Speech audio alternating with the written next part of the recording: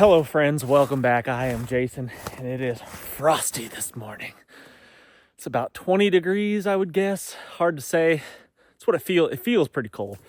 Yesterday was surprising when it was actually snowing hard. Felt quite warm. And I could have been outside in a t-shirt. It felt like it was kind of odd feeling. Humidity, I guess. Who knows? But anyway, look at all these footprints. What critter has been here and took a whiz right there? This morning, what happened was everything kind of melted a little bit after it snowed yesterday, and then it froze overnight, and now everything is crispy and frozen and cold. And as the weather warms up just a little bit and all of this starts to kind of melt a little bit, that is a cold situation, because if you get wet in this type of situation, oh man, you will freeze your butt off. Right now, it's actually, as long as you're moving and active, it's not too bad. But if you were to get wet at all, as this snow starts to melt from overhead, that is going to be a cold situation. So being able to get a fire and maintaining a fire in a situation like this is going to be pretty important. And it's important to get out and practice doing it, because if you have never practiced doing it, making a fire in this kind of condition right here, then you're probably going to fail. So you should probably get out and actually attempt to do this to see if you can make it happen when it really matters. Right now, I'm pretty cold.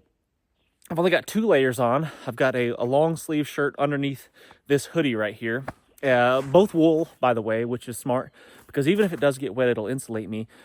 I've got wool long johns on over underneath my pants, and wool socks. So pretty much everything I'm wearing is wool, my wool base layers. Now, if I was to sit still, let's say I was hunting or something like that. Let's say I was, stationary for a long period of time, or perhaps maybe worst case scenario, I got injured and I couldn't move. That would suck. That'd be bad. I'd get cold pretty quick dressed the way that I am right now, because like I said, it feels like it's about 20 degrees, give or take. So assuming that I'm not injured right now and I've got the basic supplies on me and I'm dressed semi-appropriately, I should be able to make do. So I've got a knife on me right now. Now, yes, it would be nice if I had an axe or a machete or a larger blade of some sort, heavier duty blade, where I could chop down some big, large, standing dead tree, and I could split it down to get to the inner wood fibers of that wood, and it would make fire lighting easier. But that's not always the situation. Maybe you just don't have that for whatever reason. Who knows why? It was stolen by a pack of rabid squirrels. I don't know. But I don't have an axe. I don't have any of that. I've got a small knife right here around my neck, and I've got a lighter in my pocket. And a lot of people say, don't trust a lighter because it doesn't work in cold environments. If you put the lighter in your pocket, you've kept it in a warm environment and it works just fine. So it doesn't really matter how cold it is outside, as long as you keep it warm next to your body. But anyway, Bic lighter is always my go-to. Some people prefer ferro rods, but the problem with a ferro rod is you need tinder, and you can't always find dry tinder immediately wherever you are. Sometimes you have to make it, and sometimes you have to dry it out, and sometimes it takes time, and sometimes we don't have time, or we just don't want to waste the time. So having an open flame, a ready-to-go lighter like a Bic lighter, I just don't understand why that's not everyone's preferred way of doing it. It's definitely my preferred way of doing it. So that's what I suggest. And then another thing, around my Bic lighter, I've got some people call this a ranger band. It's an inner tube. It's a bicycle inner tube that I've got wrapped around my Bic lighter.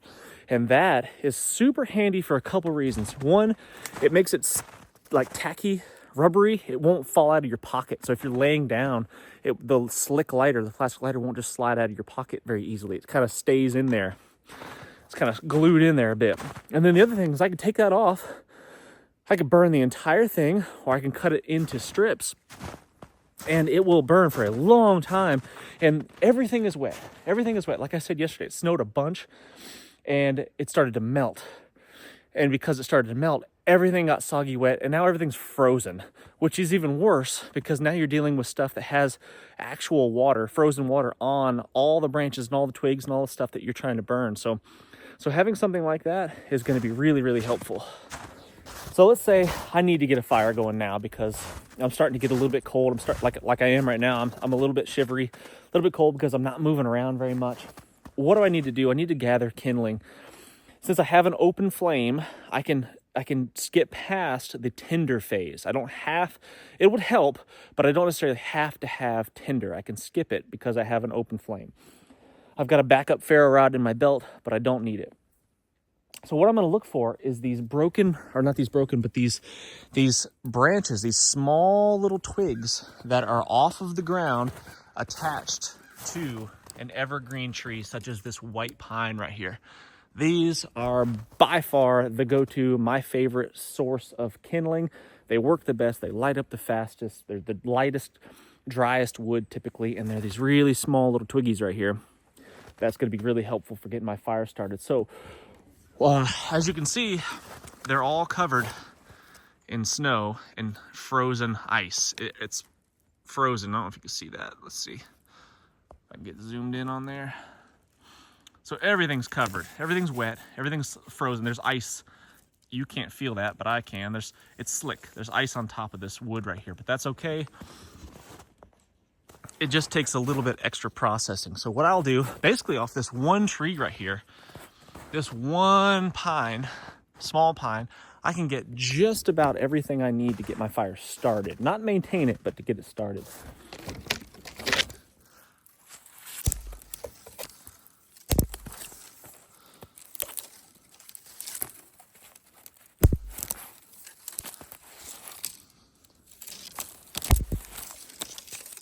If it's not frozen ice on the branches, sometimes you can just smack them against the tree and get a lot of the snow off. But in this case, the ice is still on there. So we're gonna have to do a little bit of extra work, and that's okay.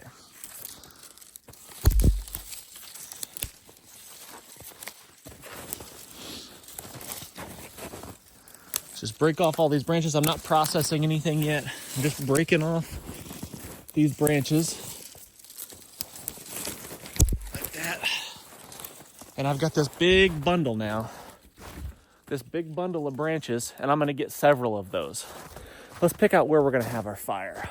Now that's important too. And I have attempted to have fires in snowy conditions before. I camped out one time with just what I had in my pockets, basically kind of what you see here. Camped out one time and it snowed 6 inches on us overnight. I had this lean-to primitive shelter, you know, just stuff I made with my bare hands. Lean-to shelter, got a fire going luckily. And then it started to snow a lot, like 6 inches overnight. And what was happening is the heat from the fire was melting the snow overhead, and it was dropping huge, big clumps of snow down on top of my fire and putting it out several times, and I had to stoke it back up. Luckily, I was able to keep it going all night, but it took a huge amount of effort. So you got to be careful. Overhead, look above you. Where are you starting your fire? Is there a big tree above you that's holding a lot of snow? Yeah, just like in the textbooks, the survival handbooks, you get up underneath a tree, you know, and you're sheltered from the elements overhead because the tree is just naturally protecting you to some degree. But look at this tree behind me, like this holly, for example. This one is covered in snow. If I was to build a fire underneath this tree right here, the heat from my fire would melt all this snow overhead and it would all fall down on top of me, getting me wet, getting my fire wet, and perhaps putting it out completely. And that would be bad.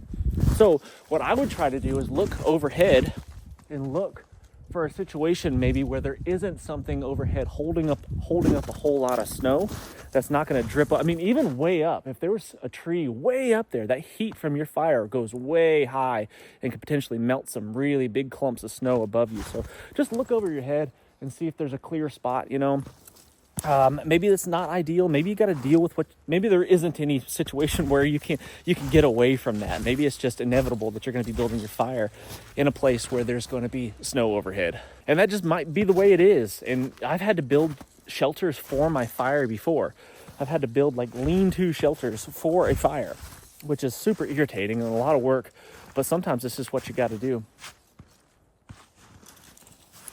So I would pick myself a spot where a deer has scratched this spot out. This actually wouldn't be a terrible spot for my fire. A deer has already cleaned this out for me. But overhead, you can see there's quite a bit of cover and there's probably snow over there up above me. So maybe that's not the best spot. So we'll pick another spot that's a little bit clearer overhead so we don't have falling precipitation on us from the heat of our fire. Try to keep your stuff off the ground if you can. Like you kind of can wedge it up in a tree, you know, up off of the ground just a little bit. That sometimes helps as best you can. There's no perfect situation here, but this looks like a pretty decent spot. Nothing really overhead. And what I'll do is I'll just clear the snow from this spot. The ground is all wet. There's no avoiding that because, like I said, it all melted yesterday and then froze back. So there's not much we can do about that, but I can do the best I can to give myself a drier spot. Now, you may be in a place where there's feet of snow, and you might have to dig way down to get to actual ground. That's going to be a different scenario. I don't have a whole lot of experience in places with tons of snow. I'm a Southerner. I've been in the South just about my entire life. Well, I've lived in the Southeast most of my life, and I've lived in Southern California for about 8 years. So I don't have a ton of experience. You guys can chime in. You people that have, you Canucks that have a ton of experience with really, really deep snow, you can talk about your strategies and how you make that happen. But here, a foot of snow is probably about the max that we're ever going to get. I mean, it's really rare to get more than that. This is pretty typical, you know, just a few inches of snow and it lasts a few days and then it melts, but it's always wet, cold and wet. It's always best to get all the stuff you need to get your fire going before you even start. You'll sometimes feel like you need to hurry up. Like I've been in situations before where I've been really legitimately very cold, much colder than I am right now. And it's kind of a nervous feeling. It's kind of a hectic feeling, like you feel like you need to scramble.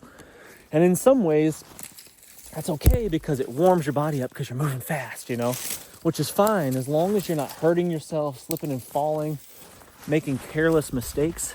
That'll be okay. But you do need to gather up pretty much all your supplies, all your materials before you light that fire, because you don't want to get a flame, get it all going, perhaps use up all the tinder or that little inner tube that I've got, the Ranger band, use all that up, expend it all, and then have your fire go out on you. And then you're screwed, right? Unless you've got more. But nobody has time for that. Nobody wants to waste their time, especially if they really need a fire. So here's the second clump of branches I've got off of a pine tree. That's the second pine tree. So I'm gonna lay that right here with the others, just like that. Now that's probably enough to get my fire started, but I'm gonna go get one more bundle just like that.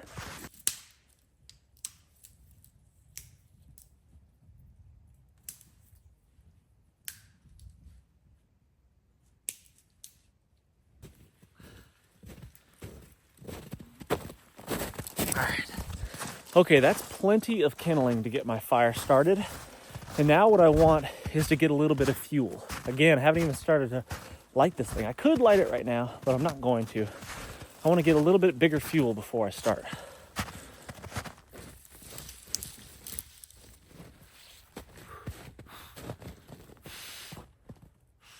For that, I'm just gonna look for some dead standing stuff like this right here. See how the bark's gone off that tree?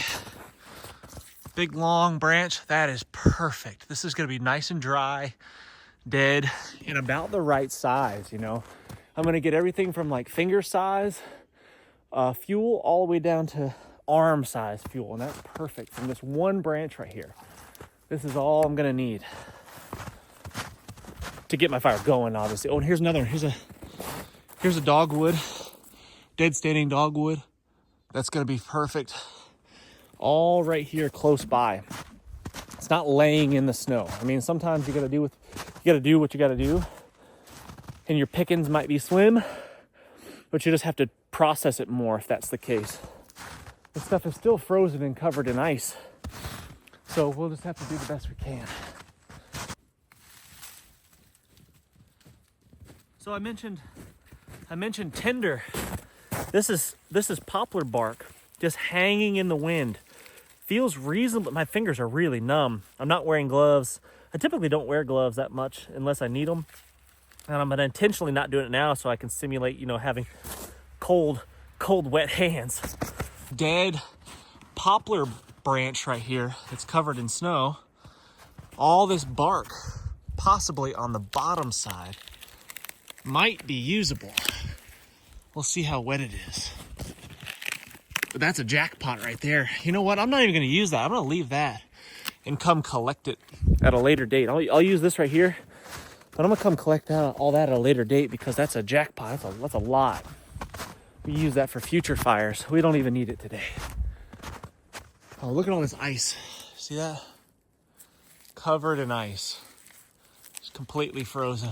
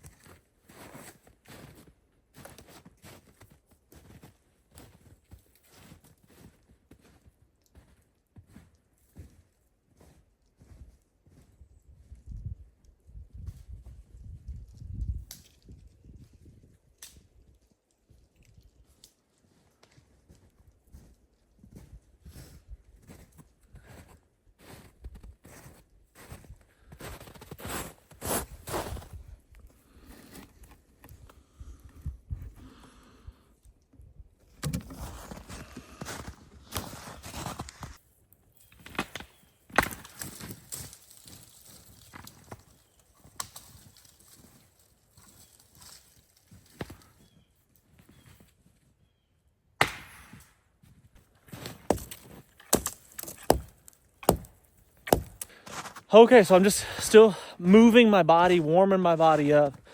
Perhaps I'm a little wet, but by moving, I'm going to be drying out a little bit as long as a lot of wet precipitation is not falling on me. But again, that's why wool is important. An outer shell, a waterproof shell, is not a bad idea either.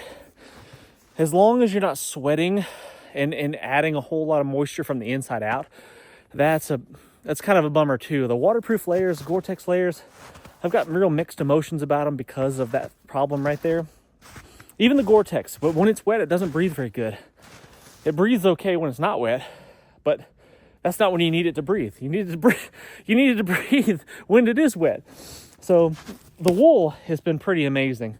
This stump right here, I don't know for sure. Haven't really cut into it, but I'm guessing this stump probably has quite a bit of pine resin in it. So I'm just gonna knock that down and I'm gonna put it over here. Yeah, I'd say that's got quite a bit of pine resin in it. So I'm just gonna put it over here. I'm just gonna lay it down first. I'm gonna start my fire around it. And if it catches on fire and it's got a lot of resin in it, awesome. If it doesn't, no big deal, but I'm pretty positive there's a reason why it hasn't rotted completely away. So we'll start our fire right on top of that. So I've got a whole huge pile of teenies here. And then I can make some in-betweenies, as I like to call them, teenies, in-betweenies, and bigs. These would be my in-betweenies, like finger-sized stuff. And then these bigs is what I can use to sustain my fire once I get it going. Now, I process stuff as minimally as possible. Only do what you gotta do. I don't like to spend a whole lot of time making pretty feather sticks and all that stuff if I don't have to. If I need to, then I'll do it. Like in this situation, I don't think I'll need to because these tiny little branches here are fairly dry because they've been up in the wind and drying out, and there doesn't seem to be any ice on here. If I couldn't find anything that was completely dry, everything was wet. Let's say it was raining. Like yesterday, it was like freezing rain. Really nasty. If that was the situation, I would have to cut away some of this bark. So like, for example, what I would do if that was the situation and I couldn't get away with just the tiny little twigs and all I had was stuff like this that had ice all over it, is I would take my knife. Hopefully I've got one. I would take my knife and use the back of it. You can use the blade too, but just save your edge if you can use the 90-degree spine. And I would just scrape off the ice. Like literally this has got ice on it. So I'm just scraping off that ice and getting rid of that outermost layer of moisture. It's not going to be perfect. It's not going to be 100% dry, but it's drier. It's a significant difference between this and this right here that's still got water on it. And then if I wanted to, I could just make some really crude feather sticks. And this is how I do it. Some guys make like these beautiful curls, you know, these really long curly feathers, and they look really nice. And it looks cool on your, you know, your Instagram photo like that, you know, these really beautiful curls. But for the most part, that's really not necessary. So what I do is I just do this. I just cut in there, I curl it up, and I make a whole bunch of these right here. These really crude, ugly looking feather sticks. And this is what I'm gonna use to get my fire started if everything was really wet. If it was actively pouring down rain on me right now, or freezing rain or snowing, I'd have to protect this in some shape or form so this doesn't get wet. So that would be important. But what I would do is I would make myself a whole bunch of these little feathers, just like this. I'd make about, generally speaking, about 20 is a good rule of thumb. That's what I found to be successful. Anything less than 20 of these in really wet conditions means that it's gonna burn up, it's not gonna be hot enough, it's not gonna have enough flame to dry out the rest of your kindling, and then your fire's gonna go out and you're gonna fail. So I would say about 20 of these sticks right here is, generally speaking, pretty good if you need to do that. Don't always need to do that. So I just did that here, and I'll just do the same thing on this side. They don't have to be pretty, they can be ugly. Oops. Try not to send them flying into the snow.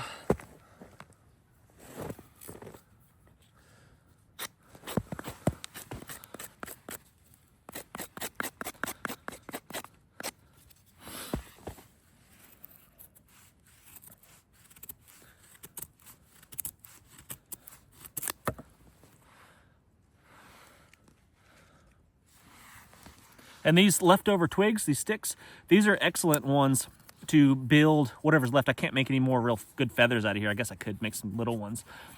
But I could use these leftover twigs that are too small to work with, and I could use those as my base for my fire. But that's a good one there. And let's pretend we couldn't find any good tinder like this. I mean, this is decent. It's a little damp. Probably won't burn that great anyway until it has a chance to dry out in the sun or something. So we'll just save that for later. Just getting the ice off, scraping the ice off my sticks, making some ugly feather sticks.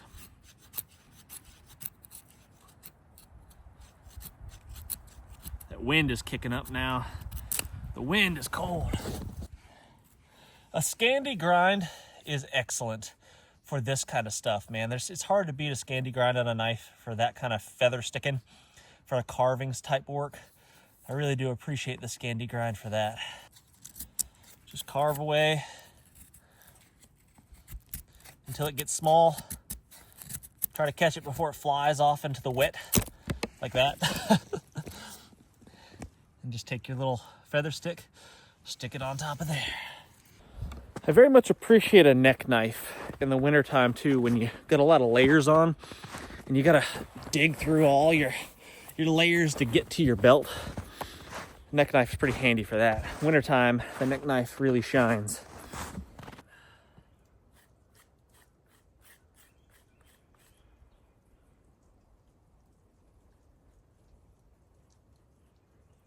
And now, what I need to do is just continue making a little bit of a bed. This ground is super wet, really wet ground, very cold. So what I need to do is to make myself a little bed for my fire. So with these frozen sticks here with the ice on them, I'm just gonna scrape that ice off, scrape the outside bark off these sticks, and just lay them down to give myself a nice little bed.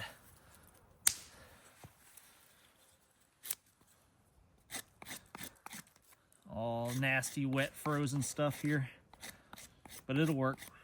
Not ideal, obviously, but it is what it is. So I've got my 20 feather sticks here. That's gonna be plenty, I think, to get my fire going. Just finish this bed up. Doesn't have to be much, just needs to be big enough to keep your initial kindling off of the wet ground, because when you start that fire up, that heat is just gonna be kind of drawing that moisture out. And it's gonna really struggle if you don't make some sort of bed for your fire. None of this has to be pretty. Just get most of the bark off, most of that wet bark, frozen wood, just scraping off the outside as best I can. Kind of like that.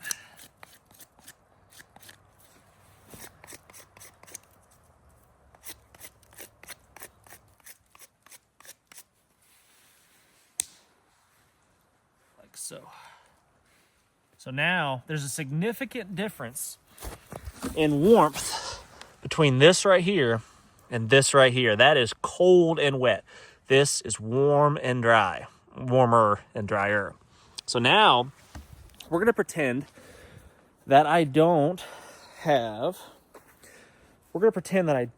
have this Ranger band on my lighter, and I'm not gonna use that. This would be really helpful. And if I was really concerned about my well-being, I thought there's a chance that I'm gonna freeze to death tonight, then I would just go ahead and use that, or at least part of it. But we're gonna pretend that we don't have that because we've prepared our fire lay, our kindling properly. We shouldn't even need it. Since the way I laid this on here, all the teenies are at the ends. So I can basically just bundle it up like this and snap it off. Yeah, and there's ice. There's ice all over this stuff, but it's just, sometimes you just got to deal with what you got. It's small enough to where I think we're going to be okay. Definitely got ice all over this, but I think we're going to be all right. So now I get myself a bundle like this, and I kind of squish it and twist it up a little bit because I want it to stay together. I don't want it to fall all over the place and loosey-goosey. You need your fire to breathe, of course, but you don't want it to be so spread out that the flames from each of those twigs that's catching on fire doesn't hit each other. You want it to share. You want those twigs to share the warmth, share the heat. So you want kind of a bundle that's kind of tight like this.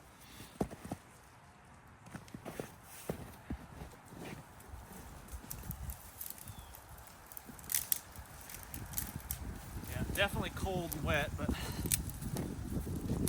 sometimes you just got to do what you got to do. So moving down my bundle, it's getting a little bit bigger. So that's my kind of in-betweenies, and that's what I want next.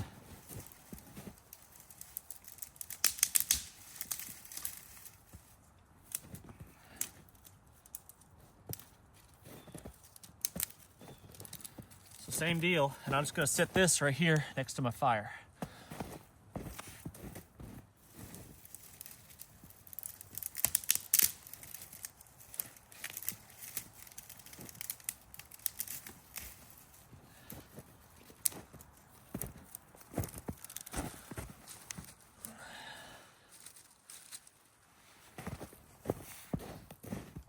And we're getting a little bit bigger as we move down.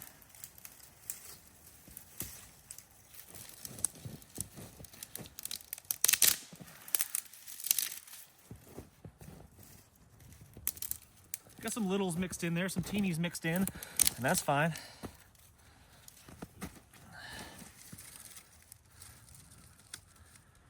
There we go. So I've got my feather sticks here that are nice and dry. I've got my teenies right there, really tiny little pencil lead size twigs, a little bit bigger in-betweenies right here, ready to go on the fire. And I've got my bed.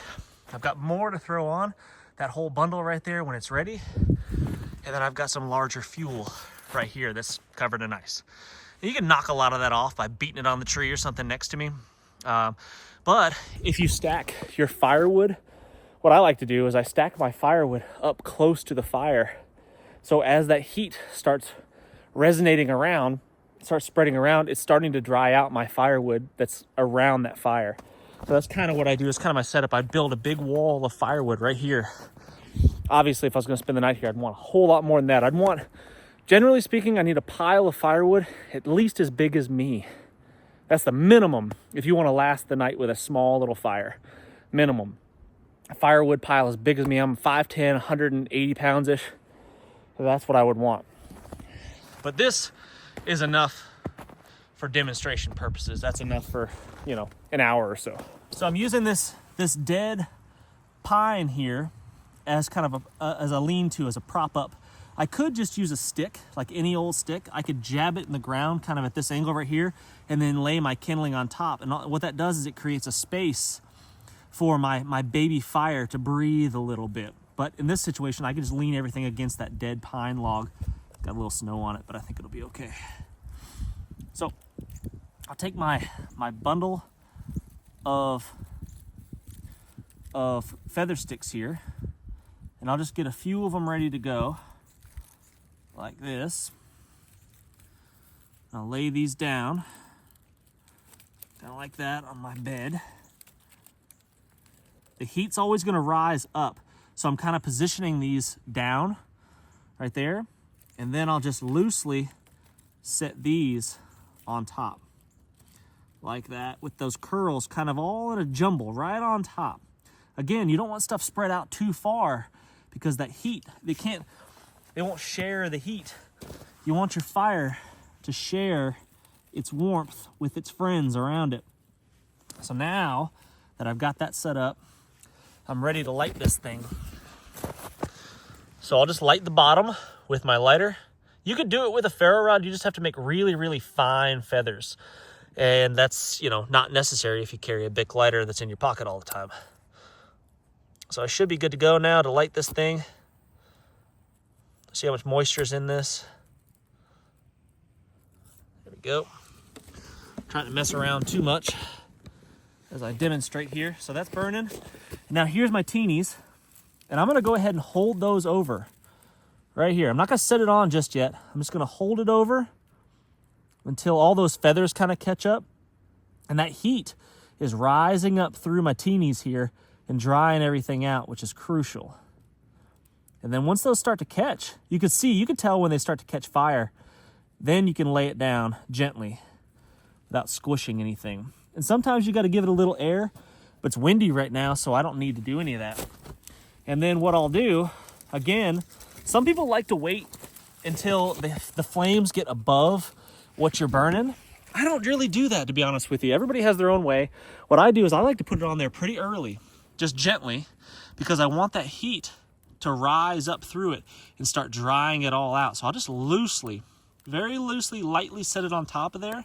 And that heat from my initial flame is going to start drying out my kindling.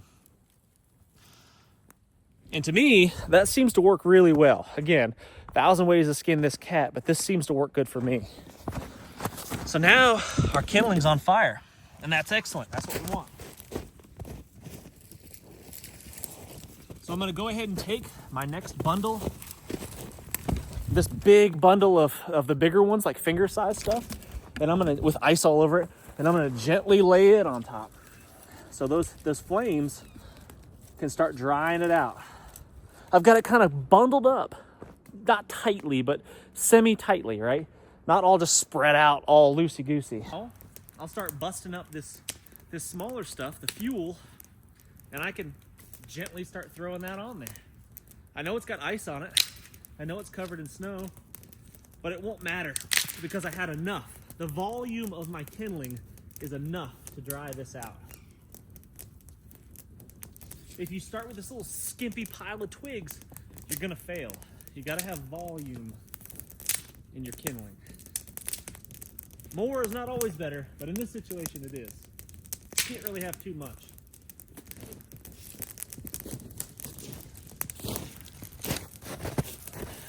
So all this icy covered branches that I found off of the ground, not on the ground, I can start laying on there.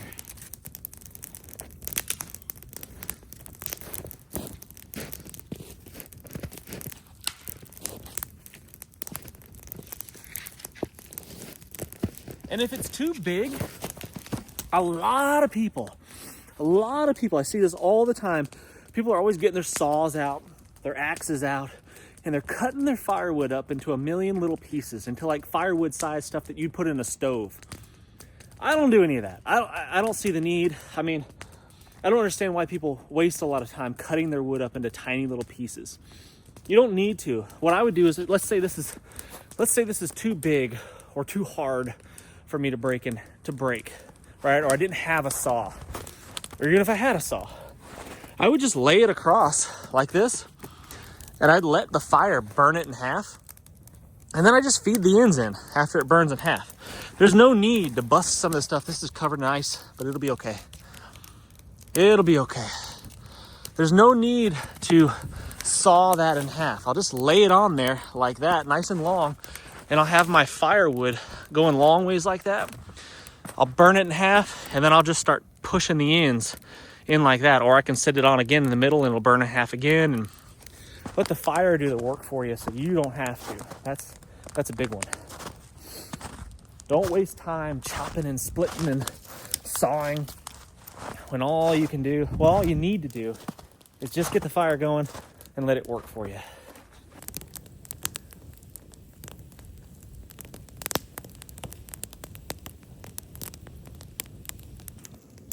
I uprooted this whole tree. But again, I don't have a saw. I'm not gonna cut through this with my knife. I don't have an axe. I'm not gonna chop it. I'm just gonna lay it on the fire and let it burn. Let it burn in half. That's it.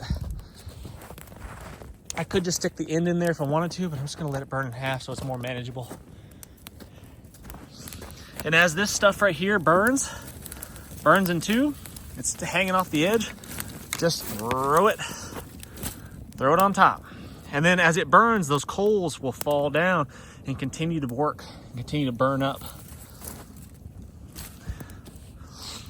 And if I was in a bad spot, I was really cold, this would be amazing. And sometimes shelter's the priority. Sometimes you need to build a really, really good shelter to get yourself out of the rain, the freezing sleet, or whatever. Sometimes just getting a great big, gigantic fire is all the shelter you need. Fire is shelter. It's creating a bubble of warmth, this little microclimate around you that is your shelter. You step away from it, a step away from that fire right there, and it's cold and windy. I step back towards this fire, and I've got this security, this shelter right here. So fire to me, I don't know. There's always the argument, shelter versus fire, which one's more important? It kind of depends. But being able to start a fire, a significant fire, a sustainable fire in a short period of time with minimal supplies, regardless of the weather, regardless of the climate, that is huge. If you can't do that, that's your next mission. That's what I challenge you to do. Go out in the next day when the weather is absolutely terrible. When you think to yourself, ugh, I'm not going out there. That's when you need to go out, and I want you to get a fire going like this one. Now, I'm not saying this is the absolute worst conditions to start a fire in. It's not absolutely terrible. Yesterday would have been way worse, but I was having too much fun with the family, sledding, and I was pulling the kids. I had a rope attached to the e-bike, to the two-wheel drive Birch bike, 750 watt motors on the front and back, and I was pulling kids in an inner tube on it in the snow. It was fantastic.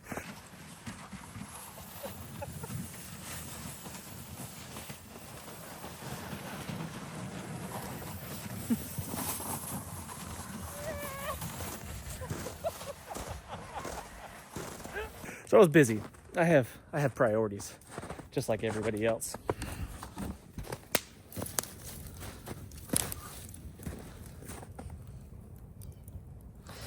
And as those coals start to form down there, it's going to be less and less important the quality of firewood that you're throwing on there. As the base gets hotter, you could throw on some pretty crappy stuff that's pretty wet or semi-rotten like this. I could probably throw that on there and it would catch eventually. It would dry out and burn for me.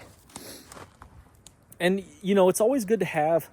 Sometimes what people do is they get their fire started and then they have this great big pile of jumbo firewood.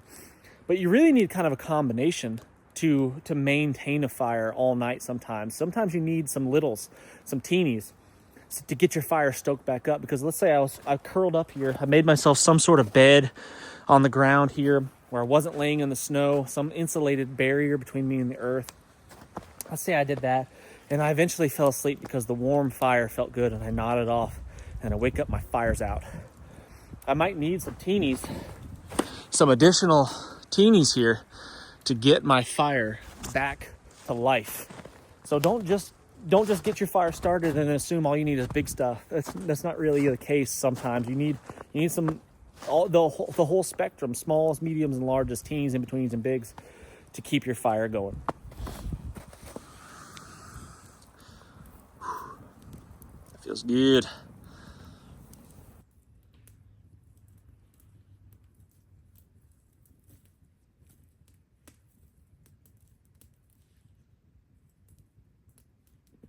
So maybe now that I've got my fire going and I've collected more firewood, I've got plenty to last me through the night, I get settled in for the evening, and maybe what I do is I'm just planning on sleeping here by this fire, and I'm just gonna lean up against this tree. That's my plan. So what I would do is I would kick this snow away like this, and I'd make myself a little spot to sit down where the snow's not gonna melt and get me soaked, like that.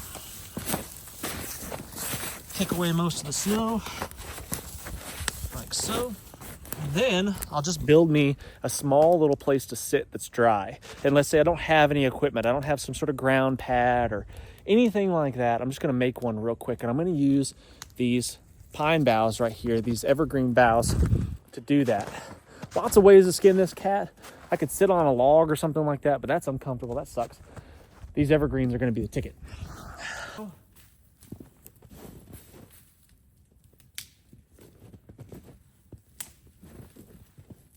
Get a whole bunch of it.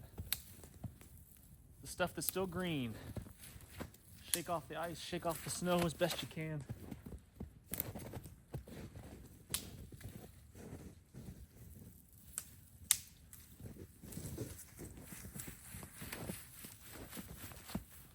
Now, if this was just a dry snow, it'd be great because you could just shake it and you'd end up with dry needles here. But because of the freezing rain and melting, freezing conditions, everything holds on to that moisture, which sucks. So yes, you're gonna get a little wet. Just collecting this stuff, you're gonna get snow on your shoulder. I probably have snow on my head. But it is what it is, right? I mean, you try to do your best to stay dry. You try to do your best to get yourself a warm shelter. But inevitably, stuff's gonna get wet. So it's just the best you can do. And in some situations, maybe the best you can do is just kind of do the dance around the fire all night to generate body heat and to stay warm, because that's what's required of you. Hopefully you're fit enough to do so.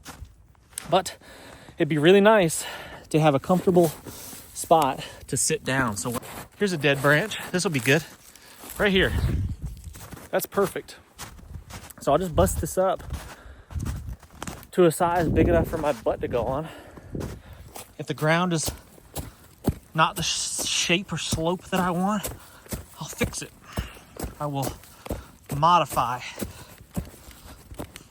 Give myself a little place to sit my butt.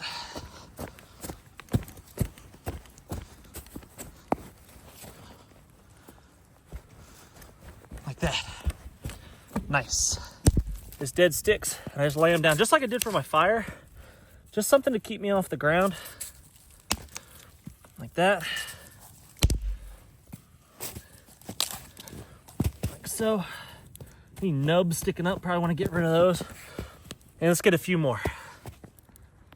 I take my pine boughs, and I can just stick them in the ground, the pointy ends. I can just stick them in the ground around my sticks here, my bed. Stick the pointy ends in at just irregular angles all over the place, like that. If they're a little long, you can split them off, like that. So all my leafy bits are right here where my butt's gonna go. Little icy. I could potentially dry some of this out over the fire before I sat down on it. That wouldn't be a bad idea.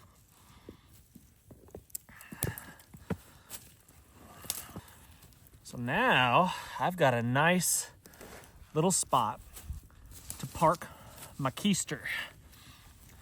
This snowy part right here. Snowiness right there, get rid of that. That I'm gonna lean up against.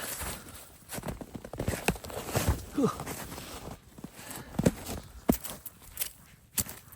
Dust it off.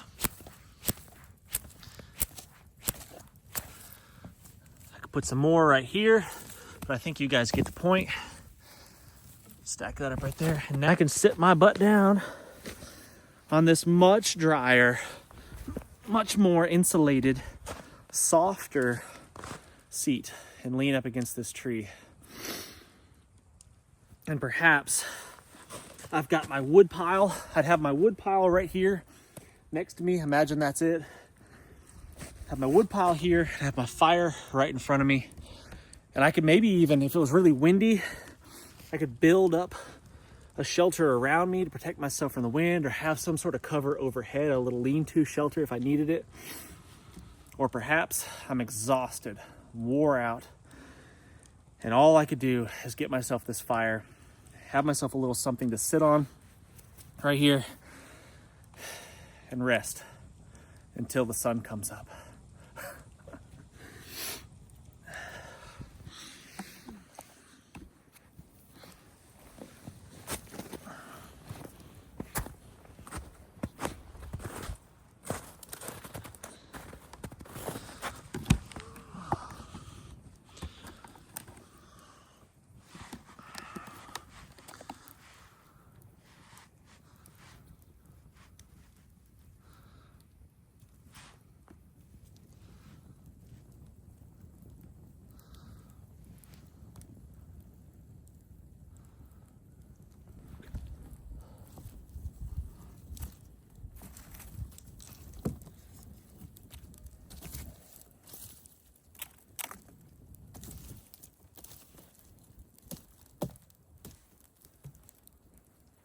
Okay, friends, thanks so much for watching. I really do appreciate all of the views. All of the comments are greatly appreciated. If you haven't subscribed already, please consider doing so. I'd be very appreciative of that. And until next time, what's the worst that could happen? Let's just go on 3.